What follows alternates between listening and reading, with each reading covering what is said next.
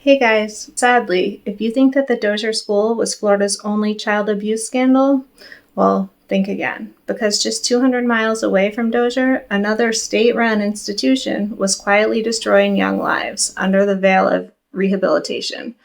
But this one, the Florida School for Girls in Ocala, also known as the Florida Industrial School, was obviously for girls. It was opened in 1917 and declared itself a school to help wayward or troubled girls through instilling values like hard work, discipline, and Christian values. They called it a reform school, but for decades it was a dumping ground for girls as young as 8 years old. Locked away for things like immorality or being incorrigible, the state liked to call it moral delinquency. But what does that translate to? Maybe they got pregnant, or they ran away, they were sexually active, or they talked back, or maybe because they were poor and neglected at home. Many of these girls were never charged with crimes, yet somehow they were still institutionalized, often for years. And what happened inside the Florida School for Girls? Well, just like the Dozier School, there were beatings, solitary confinement, forced labor, and many reports of sexual abuse that just went ignored.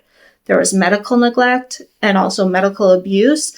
It was a common situation where these girls were heavily over-medicated with sedatives or really strong tranquilizers so that staff didn't have to deal with them at all. One survivor called it a prison, but worse, because there was no sentence, no trial, no help or refuge available. And again, we're talking about children, sometimes under 10 years old.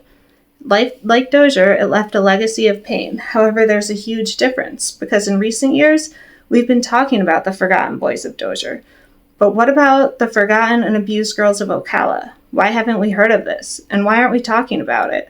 I'm asking because it's clear that Florida didn't just fail its boys, it failed its girls too. I'll be uploading my full video later this week, so if you're interested in learning more, please subscribe. And as always, I'm Caroline, this is Hidden Headlines, and thanks for watching. Bye.